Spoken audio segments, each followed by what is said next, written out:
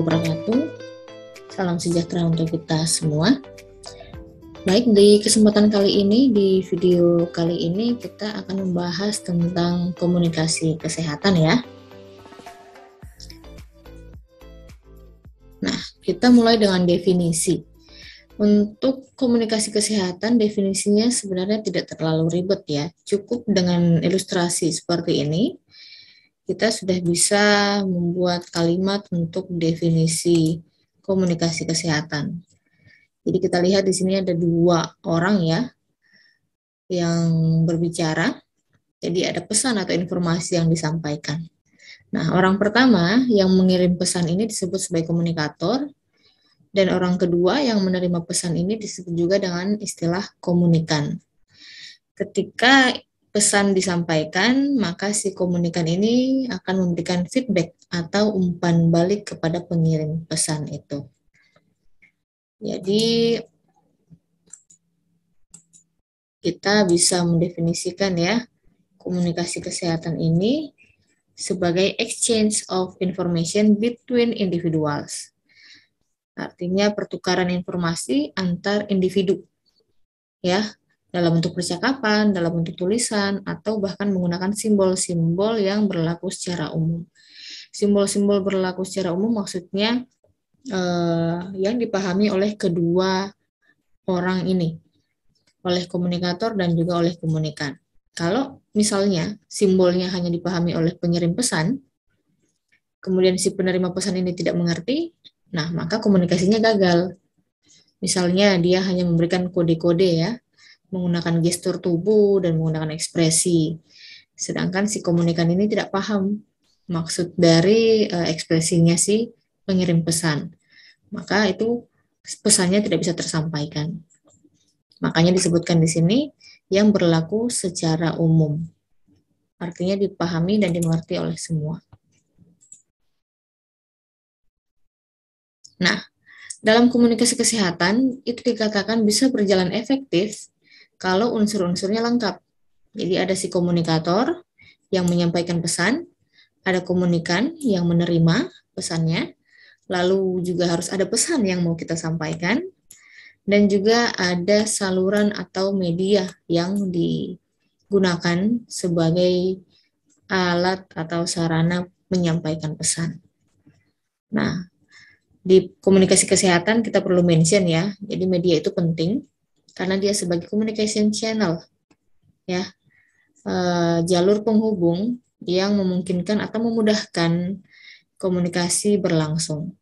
Jadi media ini sebagai alat ya untuk si komunikator menyampaikan pesan kepada komunikan.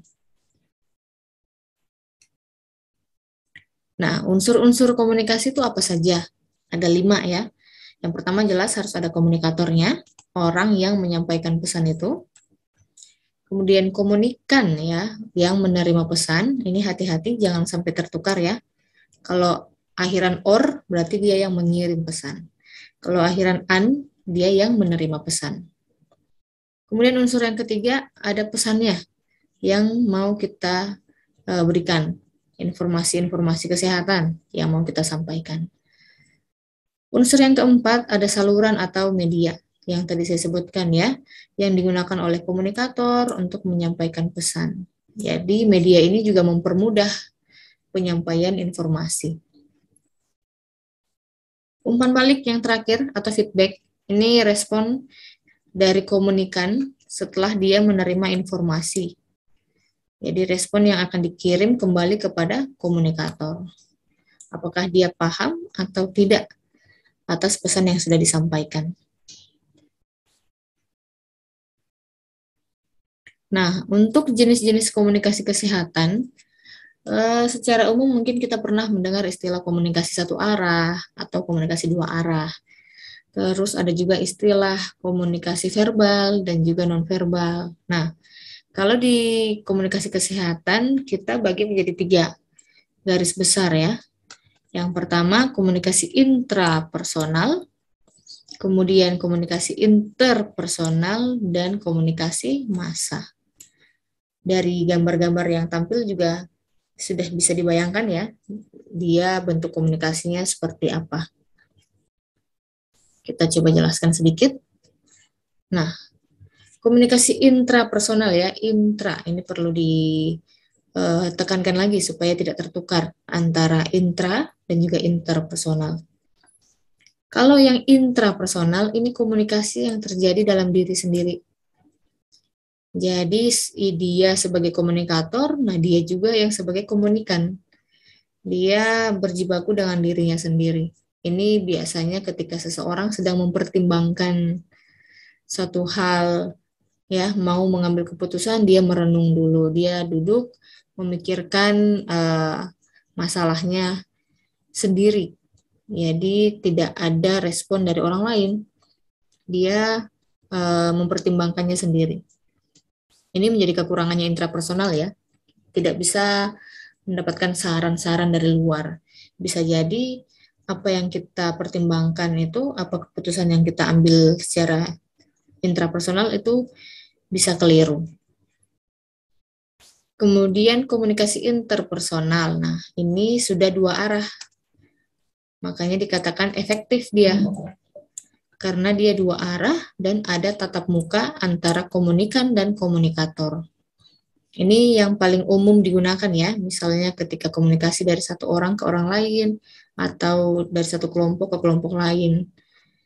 Paling mudahnya di kesehatan masyarakat ya, seperti penyuluhan, atau konseling, ya, yang ada tatap mukanya. Kemudian yang jenis ketiga ini komunikasi massa. Jadi perkembangan teknologi juga memunculkan satu jenis komunikasi baru. Artinya komunikasi yang menggunakan saluran atau media yang dia dapat menghubungkan komunikator dan komunikan dalam jumlah banyak. Jadi satu komunikator nih bisa dengan mudah untuk menjangkau ratusan bahkan ribuan komunikan, ya, yang jumlahnya banyak, bahkan tempatnya mungkin terpencar-pencar ya, dari ujung Sumatera sampai ke Papua itu bisa kita jangkau ketika menggunakan komunikasi massa. Nah, baik, coba kita latihan dengan soal-soalnya ya.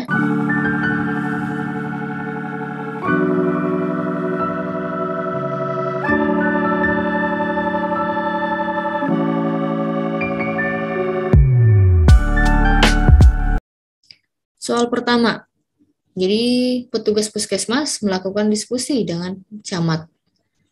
Yang didiskusikan adalah tentang pentingnya membuat kebijakan atau peraturan kawasan tanpa rokok di lingkungan sekolah. Nah, ada petugas puskesmas, ada Pak Camat.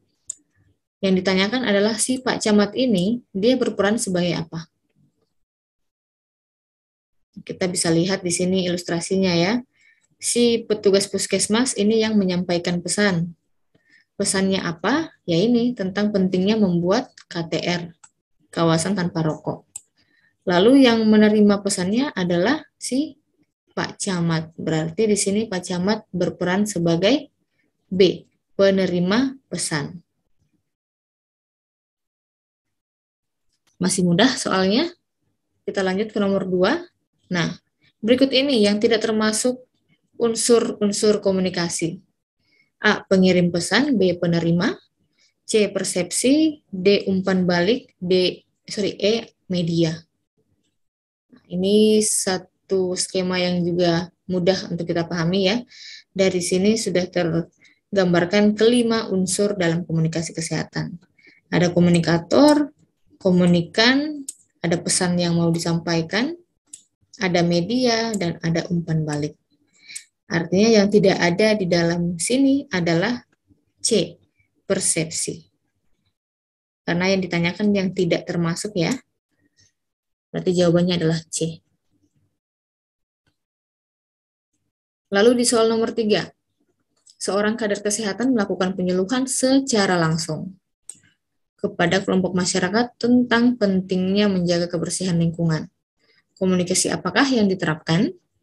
Nah, ini perlu kita lihat lagi teorinya ya. Jadi ada 3, intra, inter, dan massa. Kalau intrapersonal, dia berbicara sendiri. Nah, sementara di sini kan ada beberapa ya, ada kader dan ada masyarakat. Berarti dia tidak sendiri. Nah, di sini komunikasinya secara langsung, berarti dua arah. Sangat sesuai dengan opsi yang jenis yang kedua, komunikasi dua arah. Berarti jawabannya adalah komunikasi interpersonal. Ada di pilihan delta. Oke, di sini perlu kita beri tanda penyuluhan secara langsung ya. Karena komunikasi massa juga bisa seperti ini, kader kepada kelompok masyarakat ya, kelompok masyarakat yang luas dan heterogen. Tetapi di sini dia menyebutkan penyuluhannya secara langsung. Secara langsung berarti ada tatap muka, makanya lebih tepat di interpersonal. Kecuali kalau dia bilang pakai tidak ada tatap muka ya, menggunakan media misalnya video atau radio, maka itu kita pilihnya komunikasi massa. Kita lanjut ke soal nomor 4. Pihak lain yang berperan sebagai sasaran yang menerima pesan, informasi atau berita pada proses komunikasi disebut sebagai, nah ini mudah sekali ya, sudah ada kisi-kisinya di soal. Yang menerima pesan, berarti pilihannya adalah bravo, penerima pesan. Jadi di pilihan jawaban bisa saja dia menggunakan istilah yang mudah ya, pengirim dan penerima pesan, atau bisa juga menggunakan istilah komunikator dan komunikan. Jadi perlu dipahami dan jangan sampai tertukar. Nomor 5, seorang bidan sedang melakukan konseling kepada pasutri atau pasangan suami istri. Jadi ada bidan dan ada pasangan suami istri. Konselingnya untuk merencanakan program KB. Si bidan memberikan penjelasan tentang jenis-jenis KB yang dapat digunakan. Apakah jenis komunikasi yang diterapkan si bidan tersebut? A. Komunikasi massa. B. Komunikasi personal. C. Komunikasi intrapersonal. D. Komunikasi efektif. Dan E. Komunikasi interpersonal. Lihat lagi teorinya. Jenis komunikasi hanya 3 ya, intrapersonal, interpersonal, dan massa. Artinya pilihan B dan D ini sudah pasti salah. Kita lihat lagi soalnya, di sini bidan bertemu langsung dengan pasutri. Dan dia terjadi komunikasi dua arah. Maka pilihan yang tepat adalah komunikasi interpersonal. Error ya, pilihan jawabannya.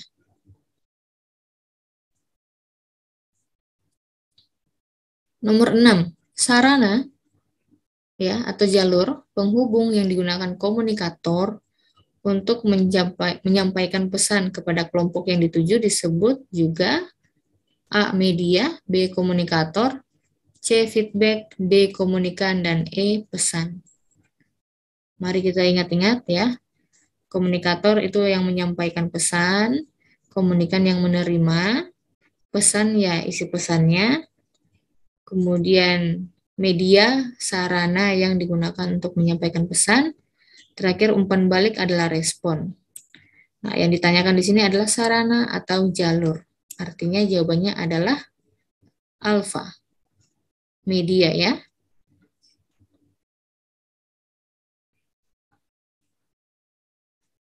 Soal nomor 7, dalam rangka memperingati Hari AIDS sedunia, berbagai instansi kesehatan berlomba-lomba untuk membuat video edukasi yang ditujukan kepada remaja.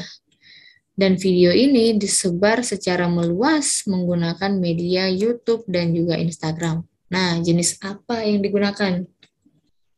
Di sini kita bisa lihat ya, dia menggunakan media video, kemudian disebarkan secara meluas, dan perlu kita garis bawahi di sini YouTube dan Instagram. Ketika dia menggunakan YouTube, Instagram, Facebook, TV, dan sebagainya, artinya si orang-orang instansi kesehatan ini tidak bertatap muka langsung dengan remaja-remaja. Nah, ketika tidak ada tatap muka, maka komunikasi yang dimaksud di sini adalah komunikasi massa. Ya, jawabannya adalah bravo. Jadi untuk komunikasi massa, itu kata kuncinya mudah saja ya. Satu, ketika dia menggunakan media seperti media sosial ya utamanya ya, YouTube, Instagram, Facebook, apalagi ya, podcast, dan lain-lain, Twitter juga termasuk. Kata kunci kedua, itu tidak ada tatap muka di situ. Jadi di komunikasi massa ini tidak bertemu langsung si komunikator dan juga komunikan. Oke, kita lanjut soal nomor 8. Dalam rangka percepatan penurunan kasus COVID, program vaksinasi ini gencar dilakukan. Nah, setelah memberikan edukasi-edukasi tentang vaksin COVID untuk anak, ada seorang ibu yang duduk termenung dan mempertimbangkan, memikirkan, apakah sebaiknya anaknya ini ikut divaksin atau tidak. Komunikasi apakah yang berlangsung? Nah, ini sepertinya tidak perlu kita tampilkan teorinya juga sudah bisa menjawab ya. Kita lihat di sini, si ibu itu dia duduk termenung dan mempertimbangkan. Artinya dia duduk sendiri, tidak ada komunikasi dua arah. Ya, dia mempertimbangkan, dia memikirkan dengan dirinya sendiri. Dia sebagai komunikator, dia juga sebagai komunikan. Maka komunikasi yang berlangsung itu adalah komunikasi intrapersonal, ya, komunikasi yang terjadi dalam diri sendiri. Jawabannya adalah error. Ya, jadi sangat mudah sepertinya untuk membedakan komunikasi intrapersonal, interpersonal, dan komunikasi massa. Hanya perlu berhati-hati, jangan sampai tertukar antara intra dan juga interpersonal. Baik, itu dia tadi penjelasan singkat tentang komunikasi kesehatan ya, mulai dari definisinya, unsur-unsurnya, sampai juga dengan jenis-jenis komunikasi kesehatan. Semoga bisa dipahami dengan contoh-contoh soal juga yang sudah diberikan, mudah untuk dimengerti ya. Kurang dan lebihnya mohon dimaafkan. Wassalamualaikum warahmatullahi wabarakatuh. Salam sehat untuk kita semua.